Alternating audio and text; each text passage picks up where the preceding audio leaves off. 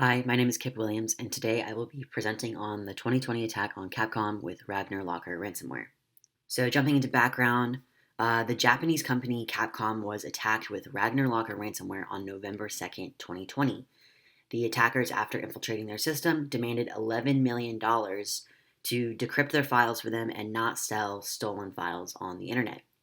Capcom claims that it did not pay the ransom, but that data relating to 15,649 customers, employees, or investors was compromised during the attack. So, what is Capcom?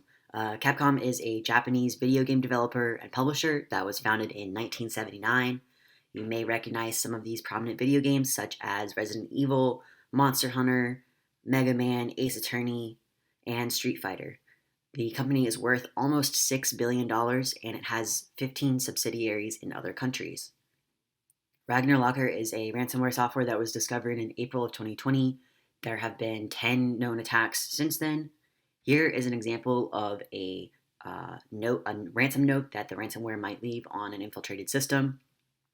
And I want to give a brief high level overview of the ransomware strategy. First, some, not all files will be stolen, and then all of the files on the system will be encrypted on the system. The ransomware attackers will offer a decryption key for a ransom sum and threaten to publish the originally stolen files online if the ransom sum is not paid. Moving on to motivation, why do we want to study this attack? Well, first of all, ransomware attacks are becoming more common. According to a study by Sophos, 37% of IT organizations were the target of a ransomware attack in 2020. Additionally, education systems are being targeted more frequently, which leads to a loss of instruction time for young students and taxpayer money for ransoms. So clearly, there is a need here to prevent these attacks from happening. We may learn about vulnerabilities brought about by COVID-19 from studying this attack. Because this attack in particular succeeded due to a vulnerability that came about because of rushed infrastructure changes after COVID-19 forced many employees to work from home. This may highlight other vulnerabilities in other companies and organizations across the globe due to those rushed infrastructure changes and security policy changes. So we may be able to prevent future attacks by studying this attack. We may be able to patch vulnerabilities related to this ransomware software in particular, or as I just mentioned, vulnerabilities that we may not be aware of because of rushed infrastructure changes. Ultimately, studying this attack is going to lead to better best practices in the industry. I'd like to discuss the attack vector and how the attack was carried out now. So the first step was that the attacker gained access to the internal network via an old VPN in Capcom's North American subsidiary, and this was in October of 2020, a few weeks before the actual attack was finished. And at this point, Capcom had already introduced a new model of VPN devices, but this older VPN was maintained in North America as a backup. And this backup was necessary due to the strain that remote work was causing because of the COVID-19 pandemic. Next, the attacker gained access to the remote desktop protocol service by stealing a password. It's unclear how this password was stolen for this particular attack. It could have been brute force work to guess weak passwords via a trawling attack, or they could have bought a stolen password on the dark web. After that, they used the CVE 2017-0213 vulnerability in the Windows COM aggregate marshaller, and they were able to escalate their privilege through this vulnerability. And here's a screenshot from the National Vulnerability Database page for this vulnerability. And I'm not going to go into great detail here because there are so many other steps in this attack. But this is the vulnerability in the Microsoft software that the attacker was able to use to escalate the privilege and carry out the rest of the attack. Next, the attacker opened a VirtualBox virtual machine with a Windows XP image, and this was in order to evade malware detection. So they gave the virtual machine read and write access to all local drives, and to the malware detection software. The VirtualBox appeared to be part of the trusted system. And so through this, they were able to avoid detection while carrying out the other steps of their attack.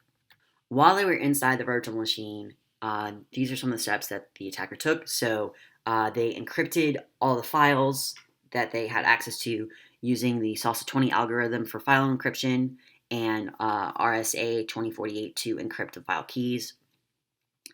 They deleted any extra copies of these files so that the only copy available to Capcom would be the encrypted files that the attacker held the key for. And then they also uploaded a few files to a server to use as leverage during ransom negotiation, and they left a ransom note somewhere in a file.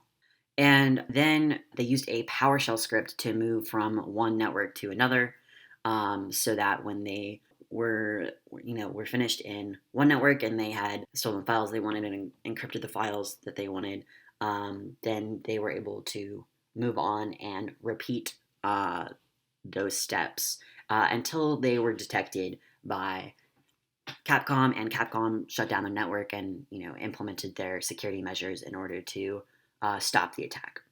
So let's talk about some of the consequences of this attack.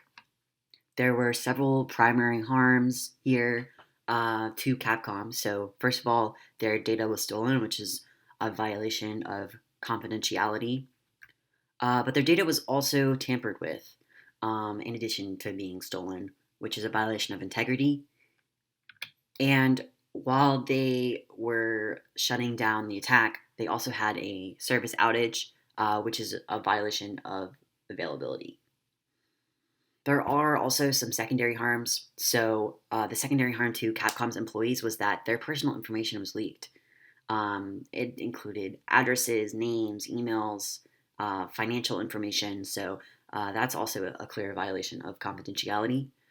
There was also some secondary harm to Capcom's customers. So some online game services were halted temporarily due to this attack. So that's a violation of availability that affected the customers. And I do want to talk about sort of overall impact on Capcom because of these harms. So there's clearly going to be reduced trust from customers, employees, and investors because their data was compromised. Um, and Capcom is going to need to spend a lot more on cybersecurity after this. And they've already started that process. Not only will they have to pay specifically to recover from this attack, but because of that reduced trust, they're going to need to spend more on prevention for in the future in order to sort of regain some of that reputation. And also because of the way that this attack was carried out and how one of the vulnerabilities was the VPN and working remotely, this might have an impact on abilities to work remotely. Capcom might, increase security measures, which does make the network more secure, but may make certain processes more difficult for employees to do from home. And because the employee data was compromised, I also want to point out that Capcom is vulnerable to future social engineering attacks. Because those attackers got access to employees' personal information, they could sell that online or use it themselves and make it much easier to guess passwords or start phishing campaigns. So these are some of the concerns and consequences for Capcom and that they should be thinking about. I do want to wrap up this presentation by talking about a few key conclusions from this attack. First of all, maintaining a secure system is difficult. This shows that the attacker only needs to find one path, one vulnerability, while the security team needs to be able to patch every possible vulnerability. And that sort of also leads to how important risk assessment is. So Capcom did not spend enough on security before the attack. And now they've ended up spending much more during the fallout than they would have if they had a robust security plan in the first place. And finally, usability and security are contradictory goals. Working remotely through VPNs and using the RDP service makes it more convenient for employees to do their jobs. However, as we've seen with this attack, that leaves the network vulnerable to remote attacks like this attack. So there is a clear trade-off there that not only Capcom has to make in thinking about their security policies, but every company with an online presence has to think. Here are some of the sources that I used.